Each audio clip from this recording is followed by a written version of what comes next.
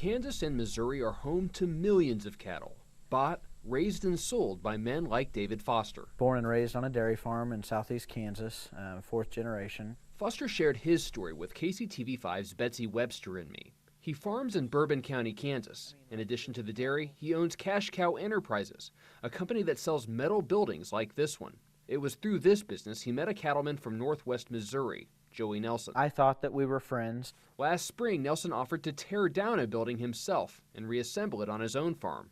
Here's the receipt. He was basically asking if he could be the subcontractor. He wanted to trade some of that labor for taking some of the materials home to use on his farm. For a while, everything was going well.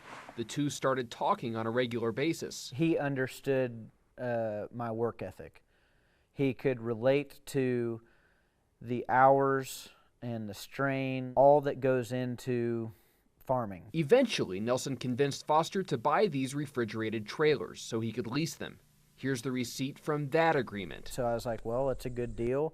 It serves him, it serves me. Then in the fall, the two men partnered on some cattle. First a herd of 31, then 100 more from Nick and Justin Diemel's livestock company in Wisconsin. Our arrangement was that I was going to purchase the calves, he was going to feed and raise them, and then when they got to weaning weight, we were going to sell them and split the profit. But things started to go sour.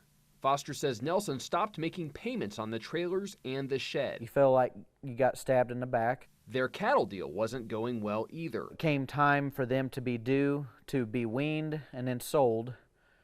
And he was coming up with all these excuses and stories as to, well, why he hadn't sold them yet. It got so bad, Foster started secretly recording his conversations with Nelson. We're gonna go broke. We're gonna go broke if we do not get a break here. When he asked for money, Nelson told him he didn't have it. If I had the money, I'd pay you. If not, I don't want to.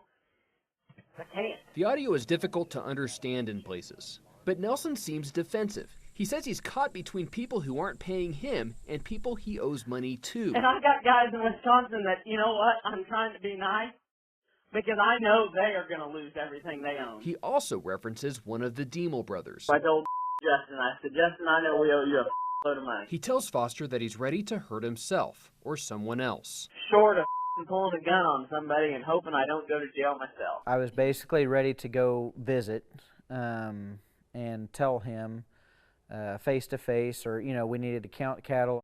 Instead, Joey Nelson came to him without warning. They ended up being dumped off on the property at Foster Dairy. Not all of them.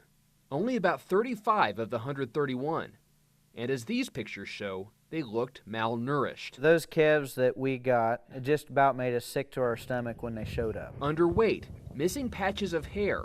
A USDA inspector later noted multiple emaciated and thin calves. Foster still doesn't know for sure what happened to his other 95 cattle, though he suspects they died in Nelson's care. That's not a herdsman. That's not a feedlot owner. That's not a farmer. That's not normal. The two cattlemen had stopped speaking to each other, but Foster did start doing his own research. He found out about Nelson's former conviction for cattle fraud. Recently, he saw this interview. That I broke a rule and a loan. Didn't commit a crime. I didn't, go out and rob a bank. He also reached out to Joey's other business partners, like the Diemels. Everybody had a very similar story. He found out Joey had a separate cattle deal with the brothers, though he doesn't know the details. Knew that Nick had every reason to be angry with Joey. Foster never did drive to Joey's farm, but in July, Nick and Justin Diemel did. It's pretty simple. It could have been me, because I could have been in that position. It's emotional for Foster. He feels duped and cheated by someone he once called a friend. And Nick has 4 kids. I have 4 kids. He says he shared his story with police, too. They're still investigating what happened on Nelson's farm before the Diemels disappeared.